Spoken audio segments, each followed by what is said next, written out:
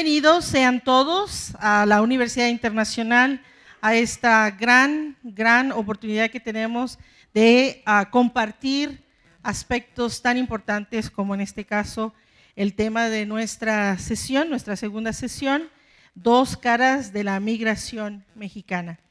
Tenemos la oportunidad aquí de compartir con dos profesores, dos doctores bien enterados sobre la cuestión de migración. Buenos días.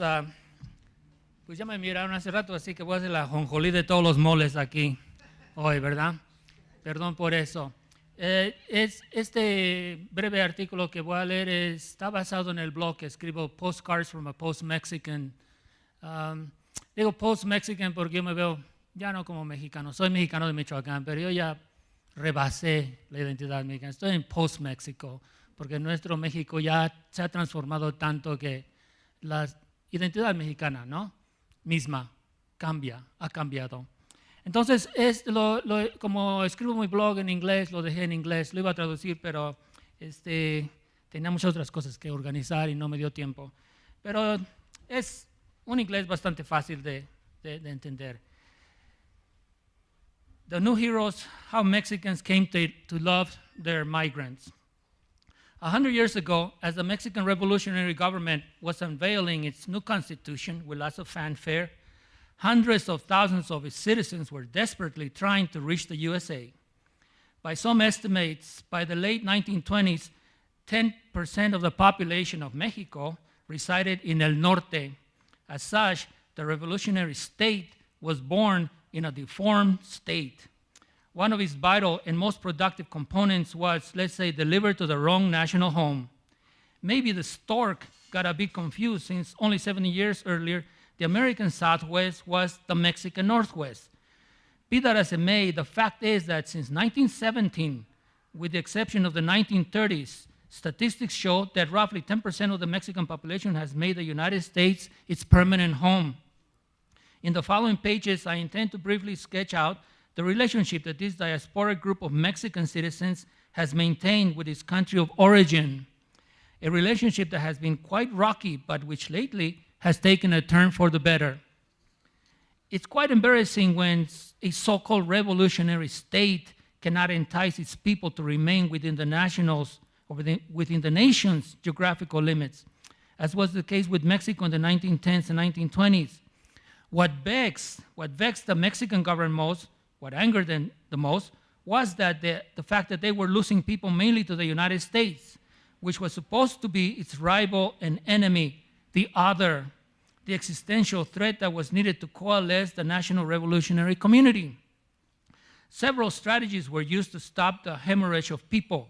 For example, George Sanchez notes that the government forbid Mexican workers who abandoned haciendas to travel on trains bound for the USA. But much to the chagrin of the government, these tactics failed, and massive waves of migration ended up establishing two Mexicos, México de adentro y México de afuera. The first more or less bound to the revolución, the second trying to bound itself to the USA. Mexicanos de afuera soon found out that life in the United States was a double-edged sword. On the one hand, the system allowed them to create prosperous communities throughout the country, from New York to California, that were vital to the American economy. On the other hand, when the Great Depression hit, Americans were quick to blame the Mexican nationals for the economic downturn, and thus began an episode that has been kept out of the national history books, the deportation of perhaps as many as 1 million Mexicans, immigrants, during the 1930s, which Francisco Valderrama and Raymond Rodriguez have called the decade of betrayal. Many of these deported immigrants had made the US their home since the early years of the 20th century. They had married and formed families, raising their American-born children within the country. But during the Great Depression, politicians and nativist groups unjustly blamed them for the lack of jobs and presumed that they were taking advantage of welfare aid. American workers were led to believe that if Mexicans left the country, the effects of the economic depression would diminish, an argument that even in today's turbulent times continues to have currency in the United States. The repatriation of the Mexican communities was one of the largest deportations of people in the 20th century.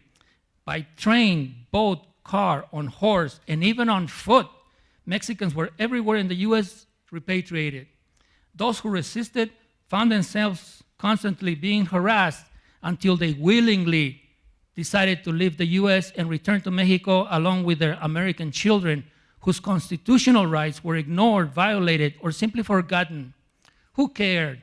Said nativists such as Mary Grace Wells, in charge of repatriation in Gary, Indiana.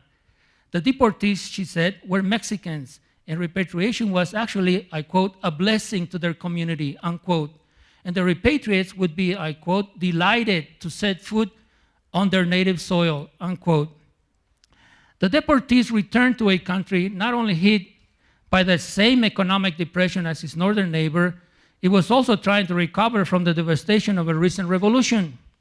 Mexico lacked the resources and infrastructure to absorb so many returning migrants, which only increased the suffering of the deportees who found themselves in another country that really didn't want them.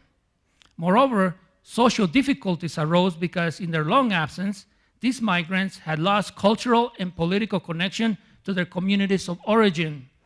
This was partly the result of the massive educational and cultural missions designed by José Vasconcelos in the early 1920s, which propagated a revolutionary ideology to create a uniform national identity.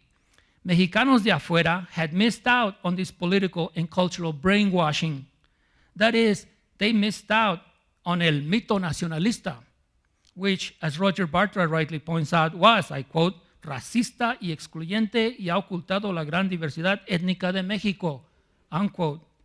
After residing in some cases for decades in the United States, it was only natural that Mexicanos de afuera had adopted American values that clashed with their revolutionary ideals. And as they returned to their native hometowns, this ideological and cultural gap created tensions between the two groups. A generation had grown up with a Mexican nationalist myth by the time the deportees returned from the USA.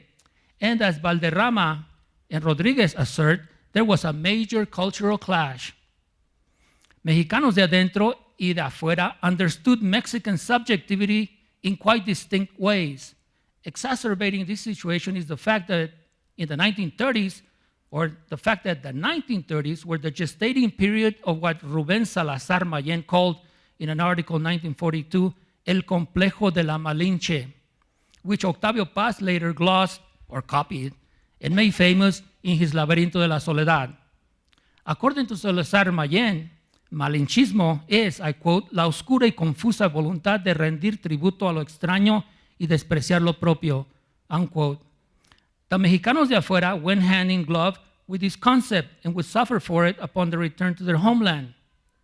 But it was the American-born children returning forcibly with their parents who would have to endure the most in Mexico, a country that was foreign to them and in many ways hostile because they represented the worst kind of malinchismo. These American boys and girls would always yearn to return to the country of their birth to which they rightly belonged, the USA. The repatriation of Mexicanos de afuera, then, is a watershed in the relationship between Mexico and its migrant communities. As Sanchez illustrates, in the 1920s, the US and Mexico fought for the cultural soul of these migrants. The first, the Americans, with an Americanization program that intended to teach them English and American core values. On the other hand, Mexico attempted to maintain the political loyalty of its citizens living in El Norte by establishing in the US schools that taught Spanish, Mexican history, and Mexican values. Both the Americanization and Mexicanization programs were unsuccessful. They attempted to impose values in a way of life based on middle-class ideologies, both from Mexico and the US, that were remarkably prejudiced and racist towards the immigrant community. However, by the end of the Depression, the Mexican enclaves in cities like Los Angeles, California, a new ethnicity took shape as the Mexican-born migrant population was decimated and its American-born children assumed leadership positions in their communities, formerly held by their parents. In this capacity, they began to demand their constitutional rights, that is the children, which will become the Chicanos, will become to demand their constitutional rights and staved off further deportation. They became Americans on their own terms, emphasizing their Americanness, but at the same time hanging on to their Mexican cultural heritage. The rise of this new ethnic group, the Mexican Americans, was further solidified by the maltreatment of the repatriates that repatriates received from Mexican nationalists upon their return to their hometowns. Mexicanos de adentro have never truly comprehended the rise of the Mexican Americans. Intellectuals in particular, have tended to misinterpret them. Octavio Paz was the first to do so in his Laberinto de la Soledad, where his flawed analysis of the Pachuco misfires because Paz lacked essential knowledge of the socio-historical, political, and economic circumstances that produced the Mexican-American community and its relationship to Mexicanos de afuera y de adentro. The relations between these two Mexicos, Mexico de adentro and Mexico de afuera, remained strained throughout most of the 20th century, with the Mexicanos de afuera often being portrayed in Mexican literature, film as pochos, traitors, and malinchistas. The image during the Bracero program or era was perhaps less negative, since most of these workers kept Mexico as their main home. But as soon as they were able to get their green cards in the 1960s, after the program ended, these former braceros quickly moved their families to El Norte and were followed by another massive wave of circular migration of legal and illegal, both legal and illegal, in the decades of the 70s and 80s. Most of these new immigrants established roots throughout the American Union after Ronald Reagan granted the undocumented amnesty in 1986, not out of his goodness, but because he knew the capitalist machine needed them as workers and consumers. The Mexicanos de afuera had attained an economic clout that made them somewhat desirable in Gringolandia, not yet ready for primetime citizenship, but still tenían su encanto económico. In Mexico, these new waves of Mexicanos de afuera began to show their newly acquired clout by transforming white adobe villages into reddish tabique towns. Tile floors and cement roofs with water tinacos became the sign of progress. Brand new cars and trucks of all makes with placas from many American states roamed the dusty streets of Mexican countryside. Campesinos dressed in Gap clothes attended quinceañeras, bodas, and bautizos. Their hard-earned dollars pumped new life into the sending towns and small cities of los Estados Unidos Mexicanos. But socially, Mexico de adentro were ambivalent toward the flaunting of their migrant dollars. Many Mexican nationals viewed them with a bit of envy and refused to acknowledge that they had made good in El Norte. Many would say something like, todo ese dinero no les quita los naco. Naco, low-class ghetto. Now, the new adjective directed at them, con desprecio, the new word that Mexicanos de adentro flung at Mexico de afuera, along with the old favorites, pochos y malinchistas. The government, on the other hand, quickly wised up when they realized that la gallina naca was laying lots of golden eggs in the form of dollar remittances and money spent on Christmas vacations, among other things. They had to keep a way of keeping the nacos laying the golden eggs. That is, if they wanted, they wanted the immigrants to continue sending the money, checks, and coming back to their hometowns, even if it was only for a couple of weeks a year. So they launched an aggressive campaign under Salinas de Gortari, El Programa Paisano. As John Fitzgerald notes, with this program, the government took a page from its nemesis, the Catholic Church, which for years had tried to keep its flock from migrating because it was seen as damaging to the social fabric. When the church realized that their strategy was far from keeping its believers at home, it decided on a new plan. Membership in the church became no longer coercive, but ideological. The goal was now to manage the flow of migrants from their hometowns to El Norte and vice versa. In this manner, the church kept an active leadership role in these communities.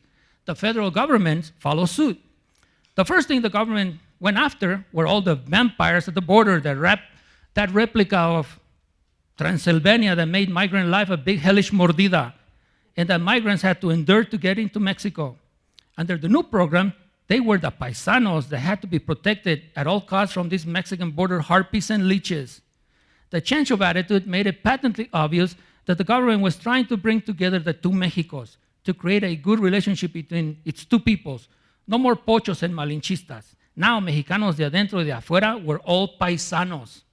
The migrants could feel the love, but it was not all there yet. Something was still missing.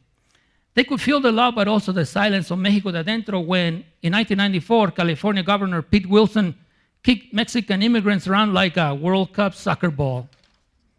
They could feel the love, but also the silence of their compatriotas Mexicanos when in the mid-90s, the Clinton Wall went up all over border cities in the Southwest as part of the infamous Operation Gatekeeper, forcing immigrants to cross through the gates of a hellish desert where thousands have perished.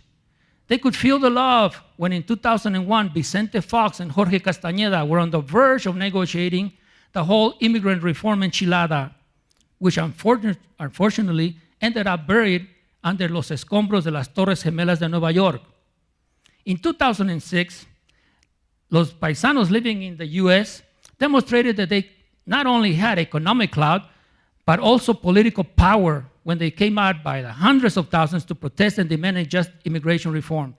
These actions forced los Mexicanos de adentro to end their silence and finally show their full support for the other Mexico. Suddenly, migrants were the object of lots of positive chatter on Mexican political circles and commentary on television programs and major national newspapers. They were no longer referred to a los emigrantes que se van al norte. Now they were nuestros emigrantes que se van al norte. The truth may be that Mexicanos de adentro had no other choice but to accept migrants with their naquedad or naconess and all.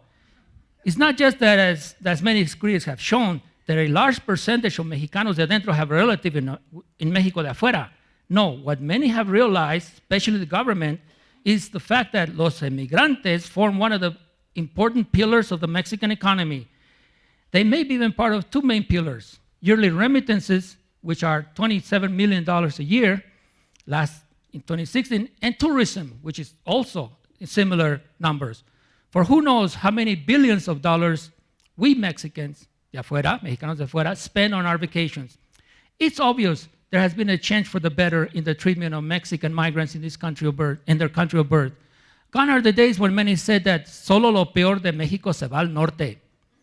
When Trump expressed similar sentiments, lots of Mexicans were outraged. The reaction in Mexico's present political circles was to put migrants even higher on the pedestal. This man is offending nuestros compatriotas, nuestros paisanos que trabajan muy duro del otro lado. We must unify behind our emigrantes and protect them from los gringos racistas, they said. Yes, the Mexicanos de afuera are now the darlings of the press and of the fake politicos of Mexico. We're hailed everywhere as heroes of la madre patria. Están de moda, trendy, the flavor of the month. But I got a feeling this hero worship is due more to the fact that Trump is threatening the pillars of the Mexican economy that they represent. That Tasmanian Orange Devils immigration policies might kill la gallina que pone los huevos de oro. And the Mexican government is somewhat scared and doesn't know how to counter the move. For now, they have only resorted to having Peña Nieto welcome the repatriates at the airport. Bienvenidos a su casa, he says. Here you'll find lots of spaces for opportunities. But we know this is all a political show. Termino. So today, Mexicanos de afuera are definitely on the hero pedestal. Long past are the days when they were accused of being pochos, traidores, y malinchistas. As Carlos Monsiváis notes, I quote, hoy el calificativo malinchista es eco lejano de los requerimientos de formación de nacionalidad en la etapa en que los símbolos eran lenguaje primordial. Moreover, final de cita, moreover, as Nestor Garcia Canclini demonstrates, Mexicans living on both sides of the border are today linked more by their consuming patterns, that is, their consuming of American goods, than with a nationalist historical patrimony and traditional popular culture. Yes, México de Dentro Central with its migrants, which it celebrates on December 18, El Día del Migrante. They are extremely vital to the economy, and soon there will be statues of them everywhere. I suggest that since Mexicanos de dentro love monuments so much, what the government should do is erect one at the border, similar to the Statue of Liberty. For instance, a giant China Poblana facing Gringolandia that welcomes migrants with the inscription that says, send me your hardworking migrants, or, send me my hardworking migrants to visit their land of birth. Send me their huddled masses of children yearning to rediscover their roots on our teeming shores of Cancún, Cabo San Lucas, Ixtapas y Guatanejo, Puerto Vallarta, and good old Acapulco. But don't forget to come with your pockets full of money to spend. And above all, don't forget to send me your billions of dollars every month, for without them, Mexico shall perish. Gracias.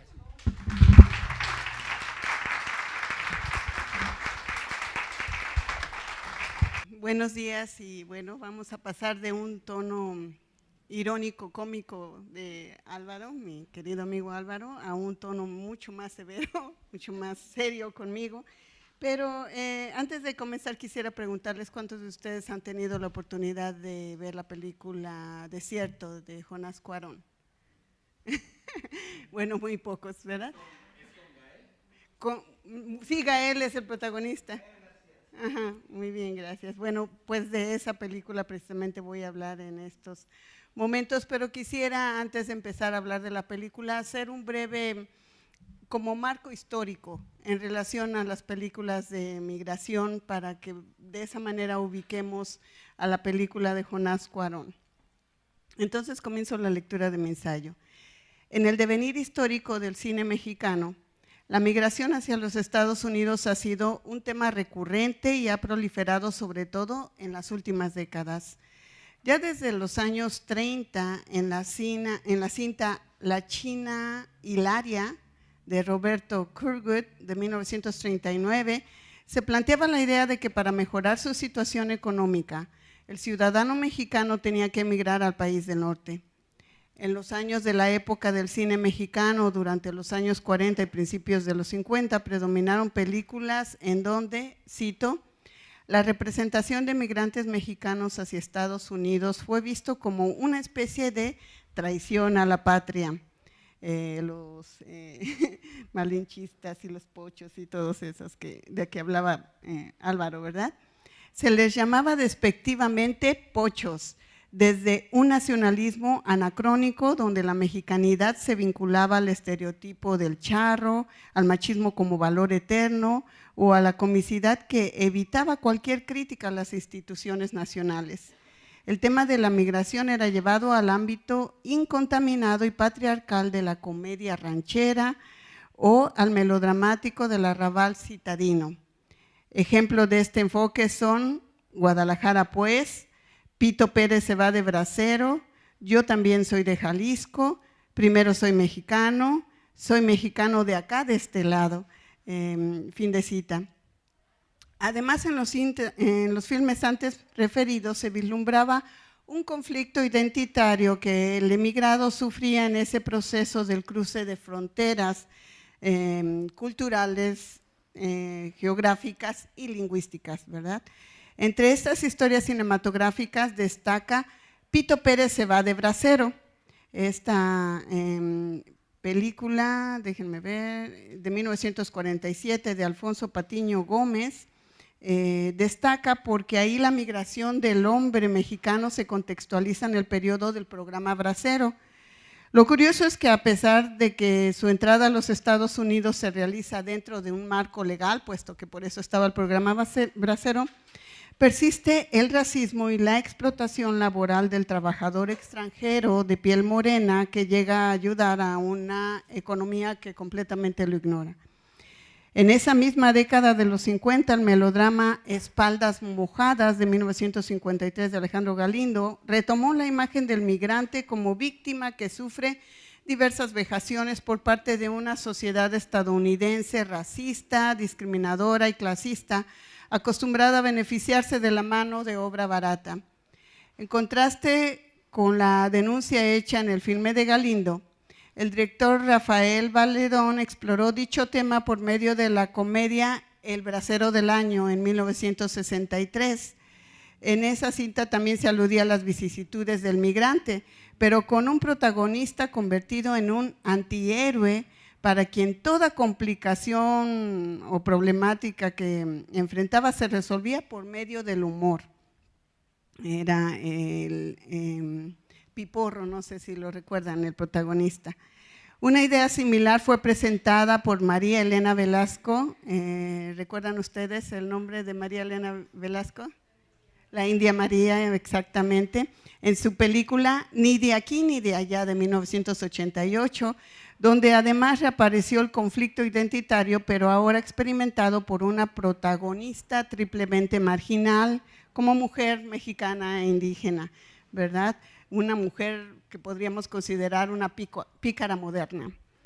En las décadas de los 70, 80 y 90, cuando se multiplicaron las películas de ficheras y contrabandistas de nulo valor artístico o escaso valor artístico, destacó la calidad de un filme que retomaba el tema de la migración, El Callejón de los Milagros, de Jorge Fons, de 1995. La experiencia del hombre mexicano que viaja forzado por las circunstancias al país del norte es representada desde distintas perspectivas que, sin embargo, convergen en una realidad más caótica y cruel.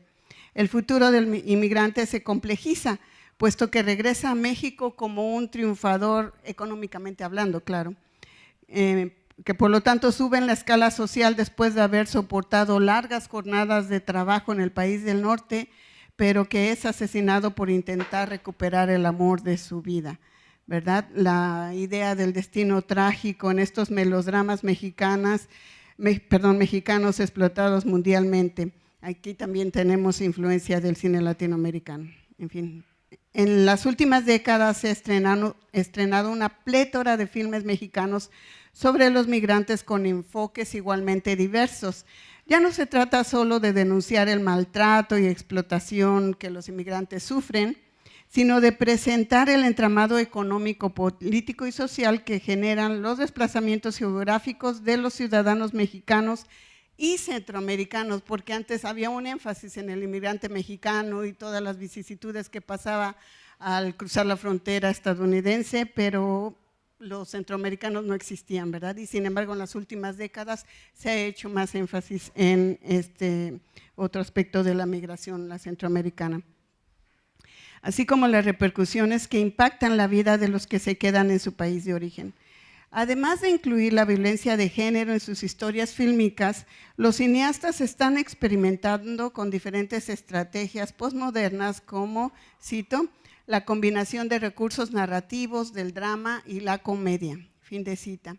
Así se pueden mencionar títulos como los siguientes. Esta es una lista muy reducida, pero que les da una idea de lo que estoy analizando. Son El viaje de Teo del 2008, Al otro lado del 2009, Espiral del 2010, Abel de 2010 con el director Diego Luna, El infierno del 2010 de Luis Estrada y Siete soles del 2008 de Pedro Ulteras, entre otros.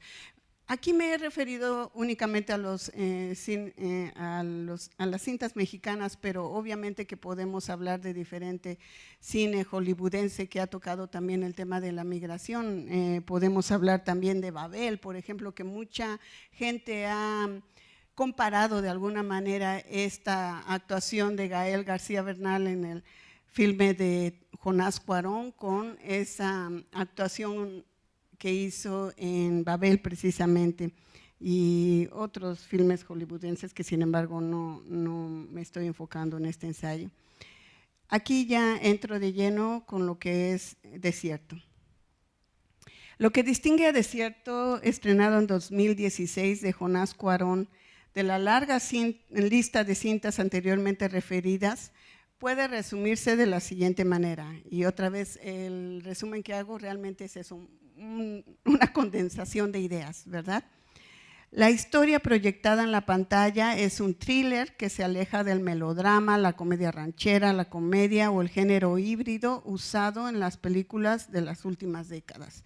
Es un filme que realmente desde que ustedes empiezan a observarlo, impactan las imágenes y el suspenso dura a lo largo de la cinta y realmente atrapa, sacude al espectador. Eso es lo que lo distingue desde mi punto de vista a este filme de los anteriores ya mencionados.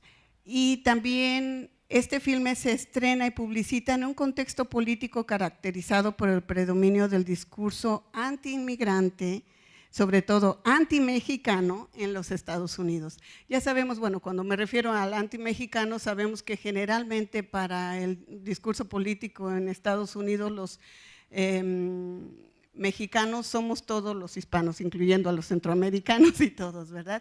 Entonces, cabe mencionar que este discurso anti-inmigrante tomó mucho mayor predominio ahora que el candidato Trump, ahora presidente Trump, estuvo haciendo esas declaraciones tan fuertes en contra de los mexicanos, que obviamente a los mexicanos que trabajamos allá, pues sí nos sacudió, nos impactó de diferentes maneras. Bueno, aparte de ese contexto, y antes de pasar al otro punto es de que recordemos también de que Gael García y Jonás Cuarón han sido entrevistados en diferentes medios electrónicos, escritos, y han comentado cómo en la recepción de su filme tuvieron diferentes actitudes de los espectadores. Hubo quienes apoyaron precisamente la idea, el mensaje que estaba trabajando o presentando, y hubo quienes dentro de las mismas salas de cine se manifestaron a favor del vigilante que asesina a los migrantes, diciendo, eso es lo que debemos hacer en nuestro país para acabar con todos los inmigrantes, ¿verdad? Entonces fue una participación del espectador muy fuerte al transmitirse esta película en los cines en Estados Unidos.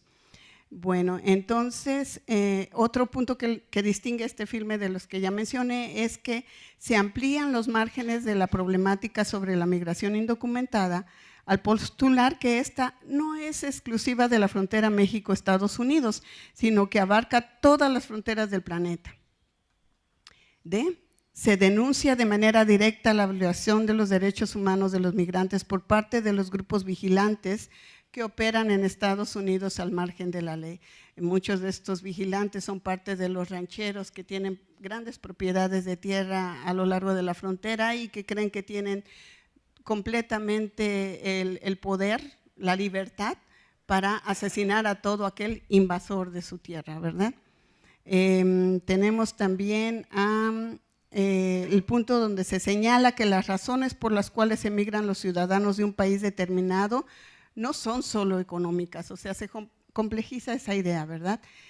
Otro punto es que se representa al inmigrante ya no como una víctima pasiva, como lo habíamos visto en la mayoría de los filmes, sobre todo de las décadas 30, 40, 50, sino como un héroe capaz de vencer la irracionalidad motivada por el racismo de los vigilantes o Minutemen, herederos de la ideología defendida por los Estados Confederados que perdieron la guerra de secesión de 1861 a 1865 en los Estados Unidos. El punto G, la perspectiva desde la cual se presenta la historia fílmica es dual, puesto que no solo se narra la experiencia del migrante, sino también el sentir de su victimario. Y lo impactante es la elevación a héroe del migrante también en esta película, ¿verdad? Bueno, en Desierto, por consiguiente, subyace una denuncia en contra de la violencia y deshumanización sufrida por los inmigrantes que cruzan la frontera de México sin documentos legales. Los personajes que son perseguidos y cazados como conejos en el universo simbólico de este filme mexicano son víctimas del racismo de un vigilante quien se erige como salvaguarda del espacio geográfico estadounidense. La violencia como azote de la humanidad se proyecta con un realismo impactante a lo largo del filme. No es solo la división geográfica ni la política, sino la brutalidad de un personaje siniestro que lleva las marcas de una sociedad estadounidense perdida en su mesianismo inventado. La naturaleza del desierto es otra de las recreaciones que sirven para enfatizar este arte fílmico contestatario en el cual el instinto de supervivencia del migrante supera el exacerbado odio del vigilante quien representa a un amplio sector de la sociedad estadounidense. Ya sabemos que el apoyo a Trump no ha bajado de los 40%, precisamente por ese sentimiento tan exacerbado racista que hay, ¿verdad? Es decir, el mensaje de denuncia de esta cinta se transmite a través de una secuencia de imágenes de violencia, pavor y desesperación que muestran un desafío para el migrante mucho más grande que el desierto. El odio racial que lleva al hombre blanco a convertirse en una bestia sanguinaria e irracional. Como lo señala el mismo Jonás Cuarón, el uso del suspenso le permitió hacer que esta historia fílmica no solo entretuviera, sino que principalmente involucrara y sacudiera al espectador, forzándolo a tomar una posición política en relación a las circunstancias sociales del migrante. Y esto es lo que comenta Jonás Cuarón en una entrevista. Cito: la razón por la cual hice esta película es porque yo he vivido en los Estados Unidos en los últimos 15 años y he visto que este fenómeno comenzó con las leyes anti-inmigrantes y toda esa retórica en contra de los inmigrantes, los extranjeros, los otros. En ese sentido, este es un relato que advierte dónde puede terminar nuestra sociedad si seguimos promoviendo todo este odio. Parcialmente yo quería narrar esta historia a través de este género porque me quería conectar con la audiencia de una manera visceral y no intelectual. Quise hacerlo así porque sentía que este tema no es algo debatible. Ahora vivimos en un tiempo donde todo es debatible. Sin embargo, existen ciertas acciones como aquellas cometidas por Sam en esta película, su odio, que de ninguna manera pueden ser algo debatible. Fin de cita. La participación del espectador, de acuerdo a estas palabras dichas por Cuarón, es vital para que la crítica política y social que se postula en su cinta cumpla su cometido. Dicho involucramiento del espectador se lleva a cabo por medio de estas perturbadoras imágenes con un alto contenido simbólico que se suceden una tras otra con la misma intensidad. Comenzando con los mismos nombres de los personajes, se establece una conexión con los parámetros culturales predominantes en la cultura occidental, no obstante su significado es trastocado, desmitificado para enfatizar el mensaje contestatario de este filme de Cuarón. Por ejemplo, el protagonista se llama Moisés, en referencia al profeta bíblico, quien después de recibir los 10 mandamientos de parte de Dios en el monte Sinaí, liberó a los hebreos del yugo egipcio, dirigiéndolos hacia la tierra prometida. Solo que aquí el héroe, el personaje que interpreta Gael García Bernal, es un héroe mexicano indocumentado, quien por necesidad y sin una guía divina se transforma en el líder de un grupo de migrantes que arriesga su vida pretendiendo llegar a un país donde existe la posibilidad de progresar económicamente. Por su parte, el antagonista se llama Sam, nombre que alude a otro profeta hebreo, quien fungió como el último juez de Israel, solo que en esta historia Sam se siente predestinado a proteger su territorio asesinando a inmigrantes al margen de la ley, ¿verdad? Lo interesante de esta propuesta crítica elaborada por Cuarón es que puntualiza la violencia genérica que hace de la experiencia femenina una aún más vulnerable y peligrosa que la de sus contrapartes masculinas, puesto que las mujeres están expuestas no solo a las agresiones producto del racismo y xenofobia, sino también a aquellas de tipo sexual, ¿verdad? El único personaje femenino representado en esta película, bueno, hay otra mujer que es asesinada cuando va corriendo, pero que realmente no tiene, sí, en un momento, mucha participación. Es una mujer joven, fuerte, inteligente, llamada Adela. El nombre Adela nos hace referencia a la que se adelanta, ¿verdad? Capaz de resistir la agresión directa de 2 bestias sanguinarias que la atacan, tanto el perro, que es entrenado precisamente para matar inmigrantes, y su dueño vigilante, así como también sobrevive a las peores vicisitudes en un ambiente geográfico hostil que la sofoca. Y hay mucho más que decir y explorar sobre este personaje, pero por falta de tiempo nos saltamos un poco. Entonces, concluyo con la fuerza del medio ambiente, el desierto, queda en la mente del espectador en la frase con la que se fulmina o se engloba la brutalidad de este gringo, para utilizar las palabras de Álvaro, de este gringo vigilante. Y el protagonista al final dice que te mate el desierto. O sea, prefiere que el desierto mate a este racista en lugar de él tomar las armas que la tiene en la mano para hacer justicia, ¿verdad?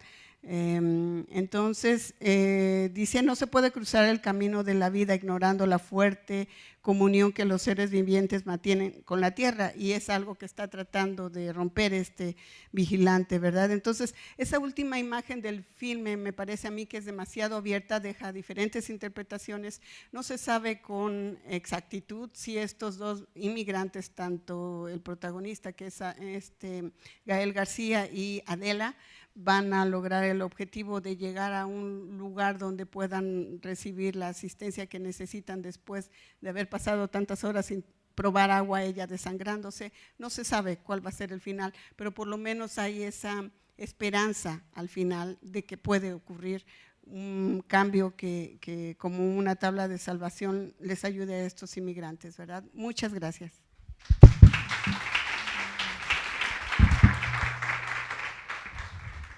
Muchas gracias.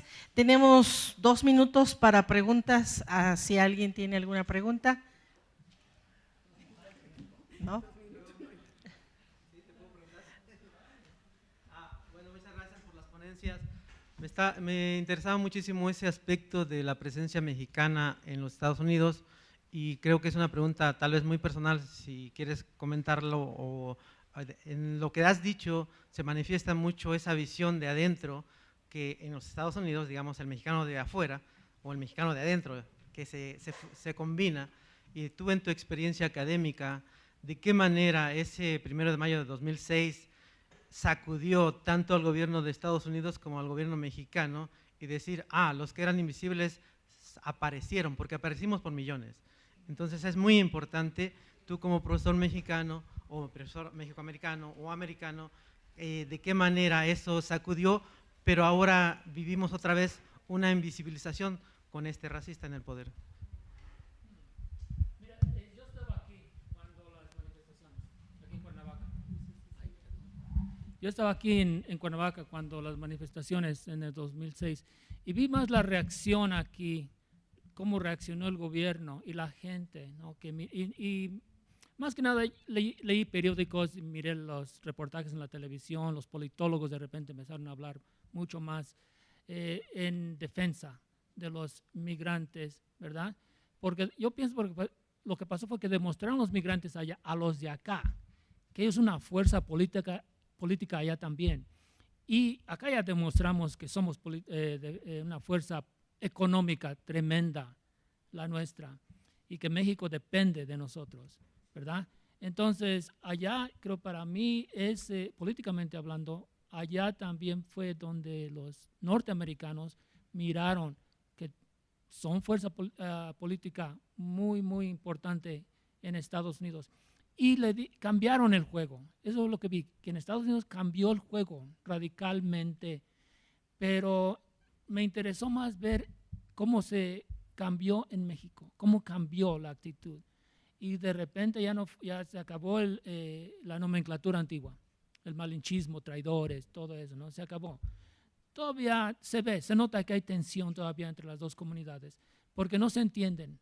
Los de México no entienden a la comunidad que vive en Estados Unidos, los mexicanos de afuera, y los mexicanos de afuera también han dejado de entender hasta cierto punto los mexicanos de adentro, porque hay una desconexión, y se ve, ¿verdad? Por ejemplo, no se dan cuenta los de aquí, a mí, a ti, cualquiera que viva en Estados Unidos lo ven como México-americano y creen que cambiamos radicalmente, que ya no somos lo que éramos antes.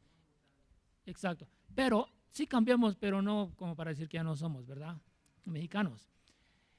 Y en Estados Unidos también no conocen a México ya, porque México ha ido cambiando muchísimo, muchísimo, especialmente en los últimos 20 años, que yo llamo que creció el The NAFTA Generation en México, que crecieron con el MTV, que crecieron mirando las películas. Desafortunadamente, mi amiga Lupita no lo menciona, pero en México esta película de Cuarón la ve muy poca gente, muy, muy poca gente. Y bueno, menos que en Estados Unidos, yo creo. ¿Okay? Entonces, ¿qué ven? Spider-Man. Ahorita está Spider-Man, está no sé qué otro día fui, y no se encuentra casi nada mexicano, cine mexicano, ¿verdad? Eso es lo que decía, más para terminar, Demetrio, que, ¿verdad? El México de aquí es diferente, muy diferente. Y no quiero decir que queremos ser folcloristas y andar de charros de China poblana y todo lo demás. No, simplemente la sociedad ha cambiado muchísimo. Como cualquier sociedad que llega a tener contacto con otra cultura o culturas y cambia. Pero en Estados Unidos los mexicanos de afuera aún piensan que somos los nacionalistas, los folclóricos, y ya eso se está quedando muy atrás. Y cuando llegan aquí, ese choque de culturas, no igual como cuando deportaron a los mexicanos en los 30, no es el mismo choque, o es diferente. Pero el choque es para los mexicanos que vienen de California, de Chicago, de Nueva York, y ven aquí a los malinchistas en México, según el término antiguo, ¿no? Aquí se llenó de malinchistas, todos somos malinchistas, por eso ya no existe el malinchismo. Sí, no, podemos seguir, Normita, unos 5 minutos. Sí. Nada más esa pregunta. Cuando manejas lo de Malinche, me pareció excelente esa apartarte de lo que ha manejado la crítica con paz, porque es algo insulso. Yo también estoy de acuerdo con eso. Y referencia a lo de la mujer que se ve en el desierto, ¿de qué manera A Beautiful Life, otra vez de Mian Bichir, y ahora esta película de desierto, de qué manera ese cambio de la mujer se ve en el cielo con las películas mexicanas o de las películas que hablan de migración? No sé de qué si no puedes comentar un poquito, porque es interesante que aquí sí salga la mujer. Bueno, sí, aquí sí sale la mujer y es interesante porque la mujer no es solamente un sujeto pasivo, sino que toma la iniciativa de diferentes maneras, sobre todo en el aspecto de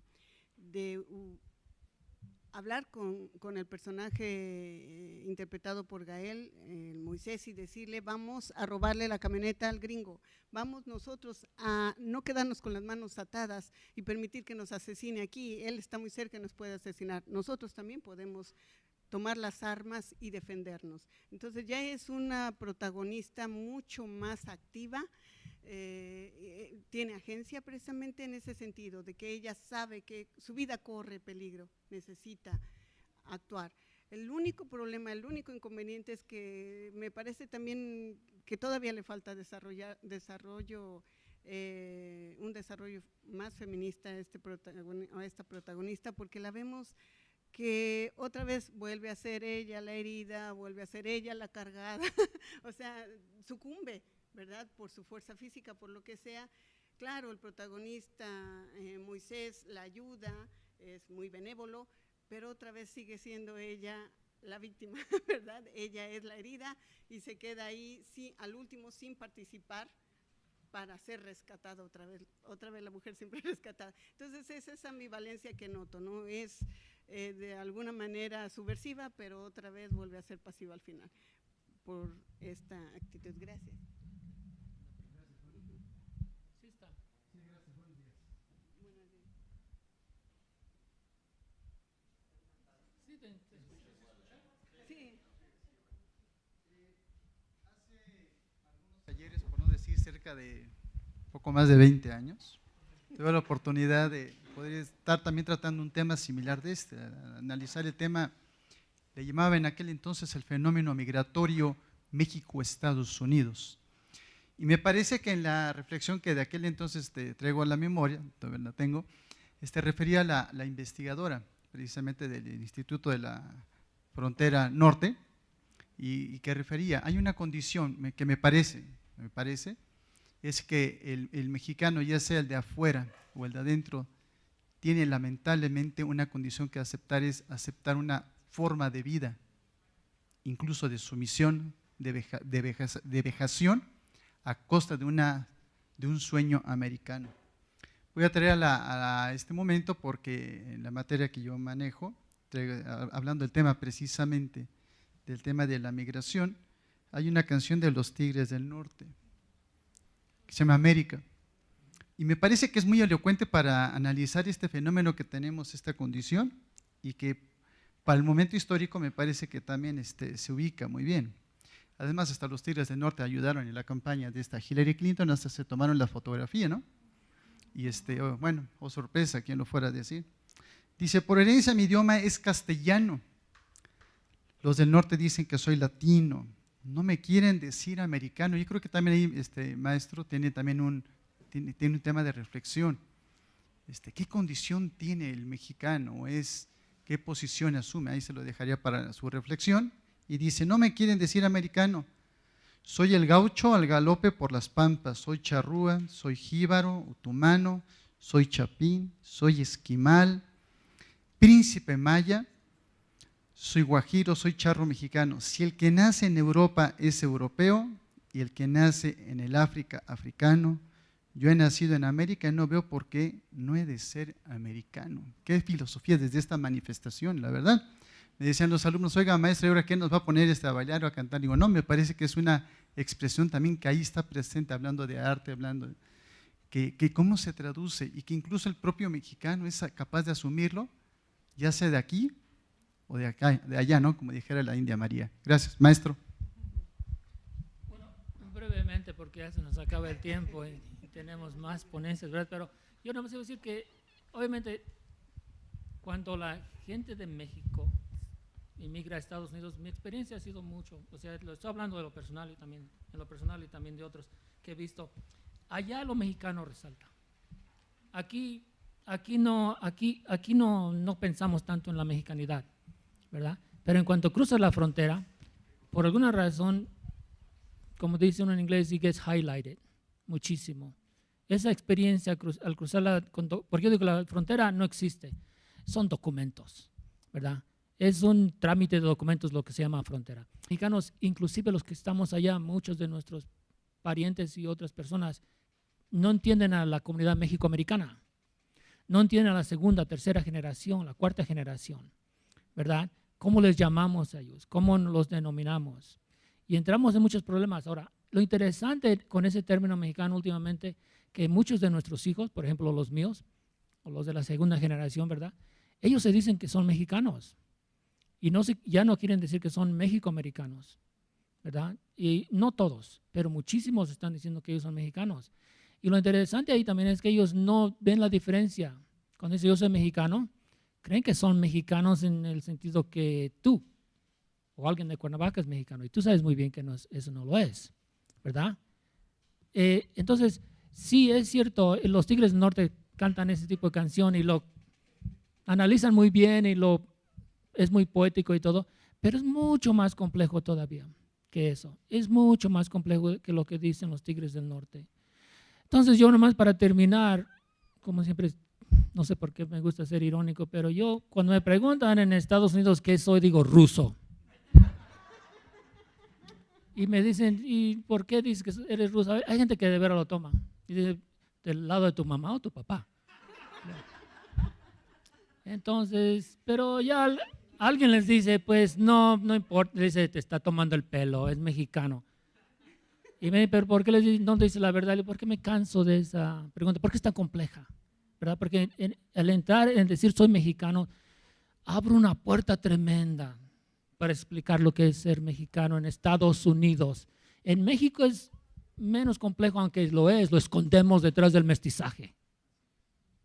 Lo escondemos detrás de ese mestizaje. Pero en Estados Unidos se abres a una discusión tremenda y muy fecunda, muy buena y todo, si quieres hacerlo, ¿verdad? En clase se presta mucho para ello, ¿verdad? Fuera de clase es un poquito más difícil. Normita. No, ya no tenemos tiempo, desgraciadamente. Pero queremos darle las gracias por su participación en esta conferencia y también le damos un reconocimiento a la profesora Guadalupe Pérez Ansaldo por su participación magnífica en esta ponencia. Y un fuerte aplauso para los dos. Gracias.